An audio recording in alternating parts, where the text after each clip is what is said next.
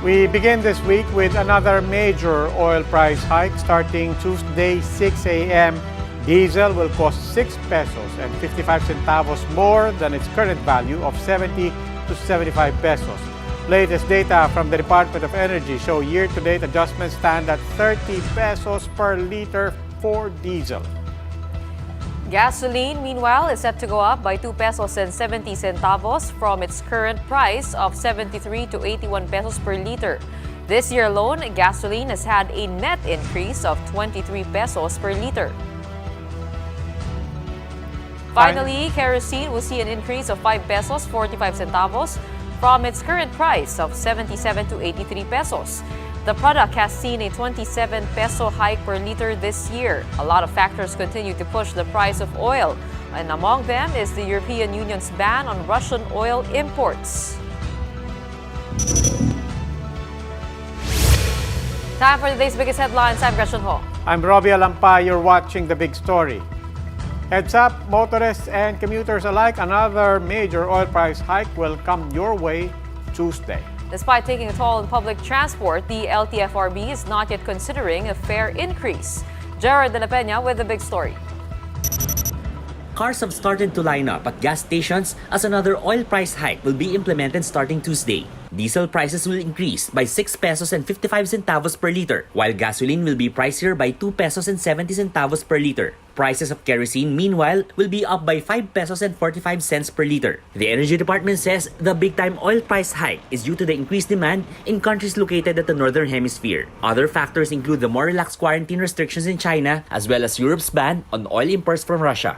Napakalaking mga bansa ito sa Europe na definitely itong mawawalang Russian oil, around 3 million barrels of crude oil per day yan. Pag nagkiagaw ito na nga ang perception ng market, definitely tumataas na po ang price. With this, public utility vehicle drivers are expected to bear the brunt of more expensive pump prices. Herson, a jeepney driver, says he hasn't earned enough to buy lunch despite driving since 4 in the morning. He said he has to work more than 12 hours to earn more than his daily average of 300 pesos. Bawas-bawasan yung kita namin napunta sa gasolinahan. Rolly, who drives the UP Ikot route, has asked passengers to pay 15 pesos instead of the usual minimum of 9. Nakikiusap po kami kung pwedeng 15. Kasi yung 15 sir, 120. Kakarga mo yung 80, di 40. Tig-20 lang kami ng operator. But while oil prices continue to rise, the LTFRB and the Transportation Department says fare hikes of 5 to 6 pesos is unlikely to be approved. Perhaps if wala na talagang ibang pwedeng ayuda na maibigay, na exhaustan natin ang lahat, perhaps that is the time. The LTFRB says fuel subsidies worth 5 billion pesos will be released soon, and this will benefit almost 300,000 drivers nationwide. For News 5, Gerard De La Peña, we are One News. When can we get any form of reprieve from this series of oil price hikes? That big question and more with Energy Department Oil Industry Management Bureau Director Rino Abad, who joins us over the phone. Director Abad, good evening. Welcome to The Big Story. Good evening, Sir Robbie, and good evening to your televiewers. Good evening po, Director Abad. Diretsuhin ko na po. Is there a ceiling to the price of oil and fuel? Hahampas po ba tayo ng 100? What can we say to our people? Well, hindi ko po pwedeng ma-speculate. I really cannot speculate what will be the exact figure of the adjustment for next week. But what we're seeing is that it's really volatile. On a daily basis, the price keep on jumping up and going down and then up again. So just imagine what happened for these 5-day trading prices last week. It started with increasing figure on Monday, and then it dropped down on Tuesday, and then it ended up increasing by Friday. So the difference between the last 2 weeks on the case, for example, of diesel would be around $17 per barrel for diesel alone. So I really cannot speculate as to the amount. It's very volatile. On a daily basis, it changes. Sometimes it goes up, sometimes it goes down. So in the end, what we have for this past week is at an average of an increase. For example, as I mentioned, on diesel, it increased by around $17 per barrel. And a lot of that volatility, as has always been reported, a lot of it has to do with Russia, the situation in EU. Is that to say that anything short of stability in Russia and Europe, wala tayong ibang options? What are the options outside of what's happening in Europe? The case of the EU import ban of Russian oil would actually, on the onset, would actually displace around 1.9 million barrels of crude oil and an additional 1.2 million barrels of refined product. So that's around 3.1 million barrels of petroleum product that we're talking about here. So though it will be staggered shut in of the pipeline until the year end of this year, but we're talking about a magnitude that is around 3 to 4% of the oil supply. So definitely at the onset, there will be a transition period by which this Russian oil will again be utilized by the world market. They have to transition from a pipeline type of delivery to a vessel type of delivery.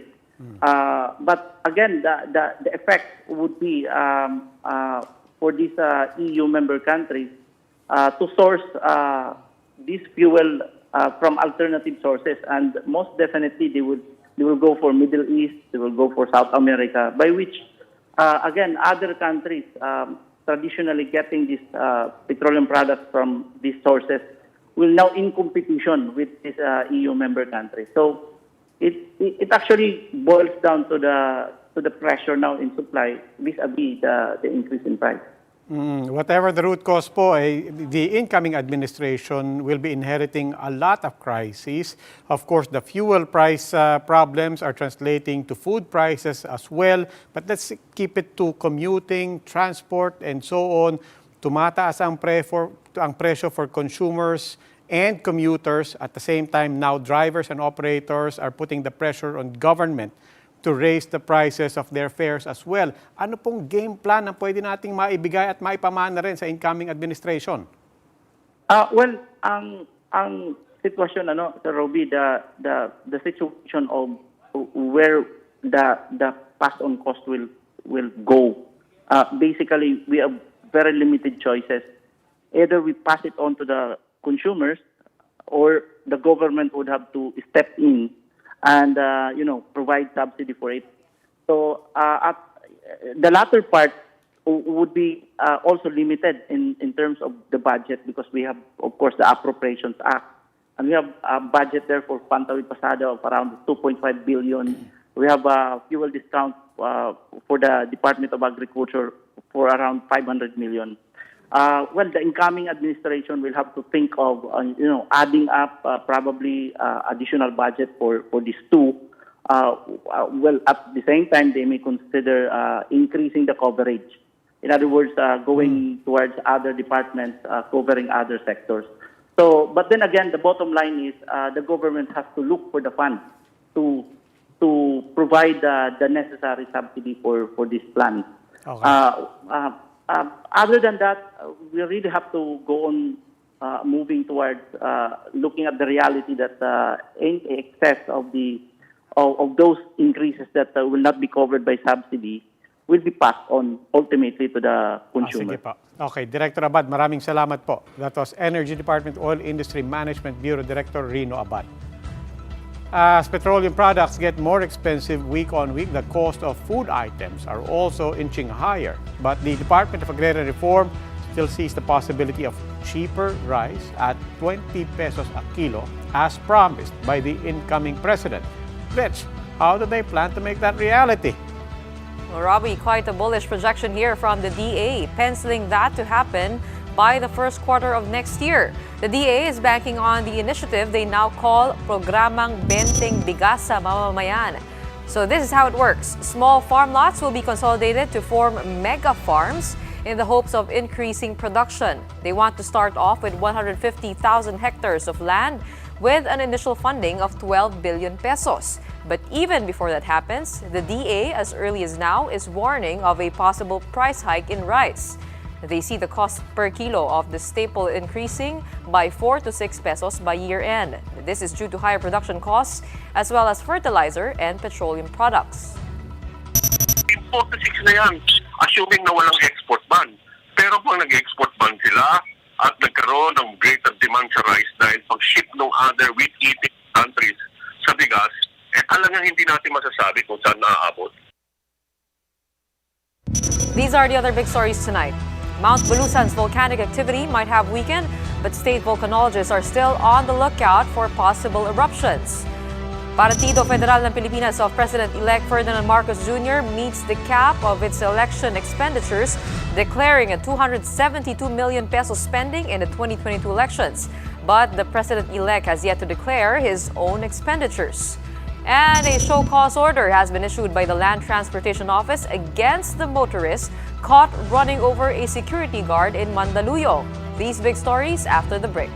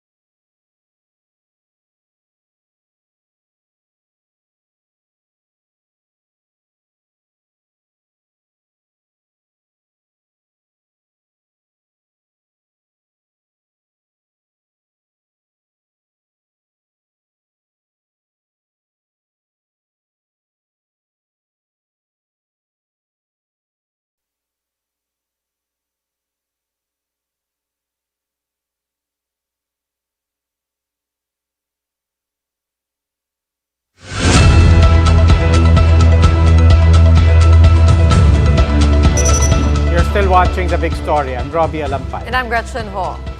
Mount Bulusan maintains its alert level 1 status a day after its phreatic eruption on Sunday. Officials, however, are not keen on imposing a higher alert level for now. Let's get the latest in the area. Jenny Dongon reports to us from Cuban, Sorsogon. Jenny. Gretchen, Robbie, the situation near Mount Bulusan has come down since its eruption over the weekend. But FIVOLCS reminded residents and authorities to be vigilant because it is still uncertain when the volcano will erupt again.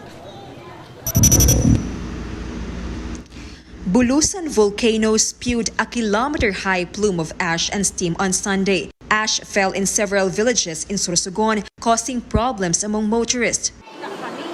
Some residents continued to evacuate until Monday morning. Allison, a mother of 5, couldn't control her emotion after seeing her house covered with ashes. She said her husband and kids were at the foot of the volcano to harvest coconuts during the eruption. Umiiyak yung isa kong anak kasi siyempre natakot sila. Sabi nila ang akala daw nila kulog lang. Yung pala ano na yun. Yung bulkan na pala yun, pumutok. Some residents chose to stay in the area to clean up and look after their houses. Ang dahil mga hayop, di maiwanan. Parang kwan lang to ngayon. Parang mahina. Hindi gaya ng nakaraan. Personnel from the National Police, Army, and Coast Guard also took part in the cleanup operations. Para tulungan po silang linisin ang kanilang tahanan at ang kapaligiran para mapadali po natin kasi titigas po yung ashes na bumagsak po dito sa ating barangay. Bulusan volcano remains under alert level 1, indicating low level of unrest. This means that the public is prohibited from entering the 4-kilometer danger zone. PHIVOLCS has also warned of more eruptions, but the agency does not recommend raising the volcano's alert level, at least for now. Hindi po natin nakikita na magtataas tayo ng alerto from alert level 1 to alert 2. Kapag nagsabi na tayo na alert level 2, meron ng magma. Kung talagang may magmang aakyat, dapat mamaga ang buong bulkan. Wala pa po tayo nakikitang ganon. Imbes, ang nakikita po natin ay hydrothermal activity, pagpapakulo ng tubig. Robbie, Gretchen, it has been 5 years since PHIVOLCS recorded phreatic eruption, with the last two being on March 2 and June 5, 2017. For the past 24 hours since eruption, PHIVOLCS has recorded 29 earthquakes over Bulusan. Robbie. What should the public be braced for in the coming days? That big question and more with PHIVOLCS Undersecretary Director Renato Solidum. Yusek Solidum, welcome po to the big story. Good evening, Robbie. Sir, so lininaw naman natin, on the one hand, we are warning baka may iba pang eruptions. At the same time, hindi naman sinasabi natin hindi tataas ang alert level. What exactly does that mean? Well, if you look at eruptions of a volcano, there are two general types. One would involve magma rising from below, and that would mean more materials can come out, and more materials would be dangerous. The phreatic eruption or steam-driven explosion would be occurring just at the uppermost part of the volcano, and the materials that are erupted are recycled materials, meaning not so much. And so if the materials are not so much, the danger is not great as well. So when we see that magma is rising, just like what happened in Taal volcano, then the scale of a hazardous eruption can be larger. It is not seen in Bulusan yet.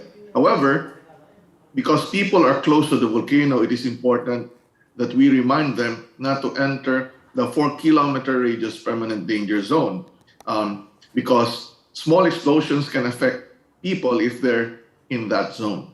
Okay. Now, other than a possible big eruption or other even than the small explosions, we're dealing with ashfall here, we're dealing with material as well as any other things that may be associated with the volcano. Ano pa po bang ibang mga peligro ang dapat bantayan ng mga tao, dapat nilang nasa isip?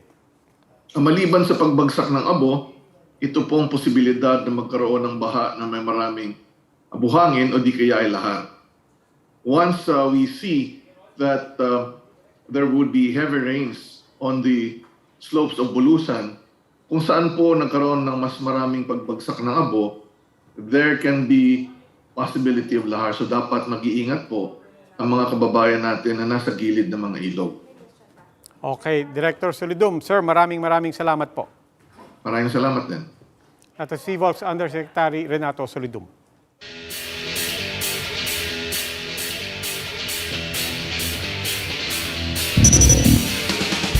For the big story in sports, the Golden State Warriors have evened up the series against the Boston Celtics after taking Game 2 in dominating fashion 107-88. The Warriors, who squandered a 12-point fourth-quarter lead in Game 1, were in no mood for a repeat.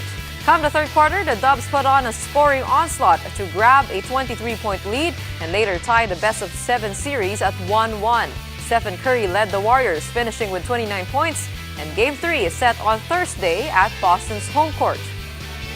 Meanwhile, the PBA's 47th season is finally underway after its opening ceremonies on Sunday.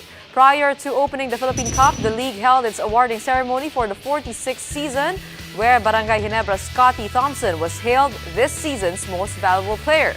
Shortly after that, the PBA held its traditional opening rites, which featured a parade of teams and their muses. And to cap off the day, the PBA held a doubleheader on opening day. In the first match, the Rain or Shine Lasso Painters completed a late rally to steal a 79-77 win from the debuting Converge Fiber Xers. As for the second game, playing without newly minted Rookie of the Year Mikey Williams, the TNT Tropang Giga opened their Philippine Cup title defense bid on a good note, taking down the Magnolia Chicken Templados Hotshots 78-72. Time for another quick break. When we return, Partido Federal ng Pilipinas has filed their SOSE today, declaring over 270 million pesos spent for the campaign of President-elect Ferdinand Marcos Jr., but the incoming chief executive has yet to file his own. And the driver of a car which ran over a traffic enforcer has now been identified. A show cause order has been issued. These and other big stories after the break.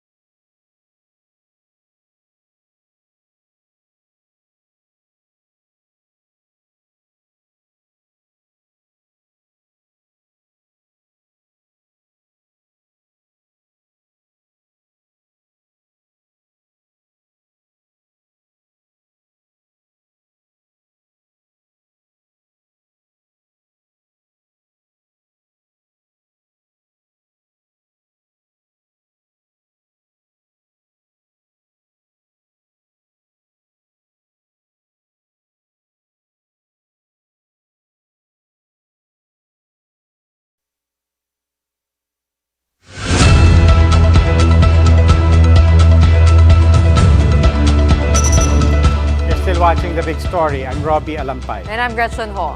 With less than a month until his inauguration, President-elect Ferdinand Marcos spent his day meeting with diplomats and his economic team.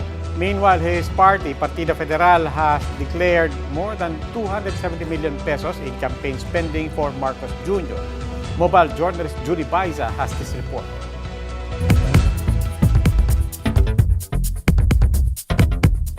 272 million pesos. That's how much Partido Federal ng Pilipinas has spent for the campaign of President-elect Ferdinand Marcos Jr.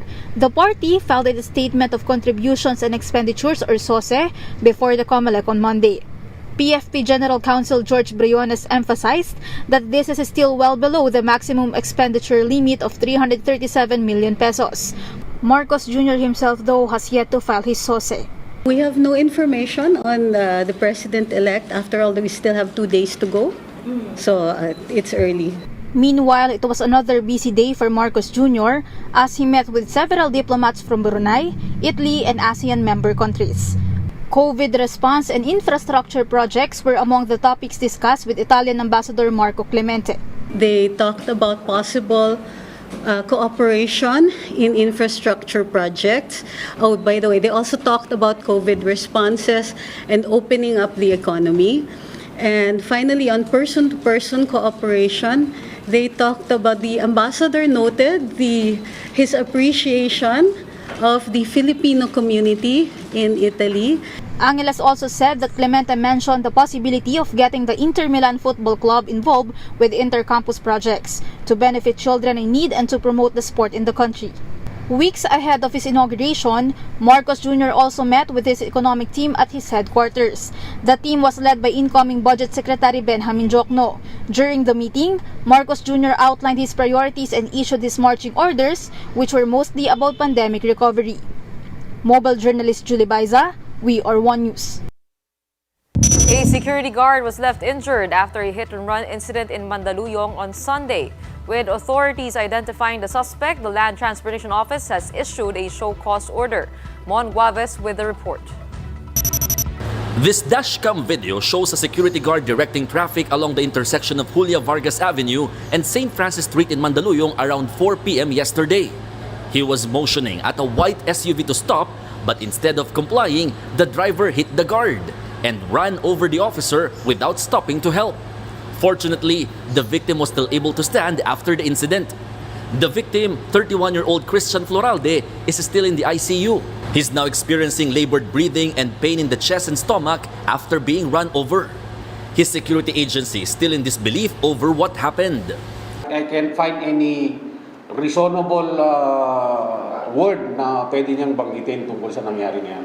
Sa ngayon, ang importante is yung medical needs. Yun ang importante. So, kung gusto niyang tumulong, mas maganda. Kung hindi naman, bahala na yung may kapal sa kanya. The agency also slammed those saying that the guard was just overreacting. Imagine mo kung naka-expose ka sa initan, di ba? Tapos mabubundol ka. Nung naghalo na yung init at saka pagkabagsak mo, sino ba naman ang hindi... I do not find it na reasonable na sabihin natin na nag-iinarte yung guard namin. The Land Transportation Office has now issued a show-cause order against the SUV driver. That's very unacceptable in a civilized society like ours. We are appealing to drivers to drive safely and in case there's an accident, please be responsible enough to take care of the victim. Per Republic Act 4136, motorists are bound to help anyone they've hit immediately. If they would leave, there are only 3 acceptable reasons. First, if they are in imminent danger. Second, if they're going to report to the nearest police station. Or third, if they are calling a doctor. LTO believes the SUV driver that is viral right now did not do any of this. With this, the driver could have his license revoked and face a frustrated murder complaint. For now, authorities have suspended the SUV driver's license for 90 days while investigations are ongoing. For News 5, Mon Gualvez, We Are One News. Outrageous video. Oh, grabe. Well, unang-una, pasalamat tayo sa milagro na hindi mas matindi yung sinapit ng security guard, no? But at the same time, sana naman may hustisya dito. At medyo nakakagulat yung reaction ng mga netizen na parang nag-overreact daw yung security guard. And I think that reflects the state of social media today. I mean, even if it's clear to us with what happened via video, people still question who's wrong and who's right. And ang pinakamahalaga at this point wala pa naman tayong hinuhusgahan, pero ang pinakamahalaga dito is obviously may maling nangyari. Tama. Come forward, harapin ng authorities at sabi nga rin nung head ng security, kung makakatulong dito sa security guard, tulungan natin. Let's start with doing the right thing. Oh, tama yan at buti nga may video. Totoo yan. Well, that wraps up today's big story. Catch us again tomorrow at 8 p.m. on Signal Channels 8 and 250. Please like our Facebook page, One News. For more in-depth analysis, visit our webpage, onenews.ph.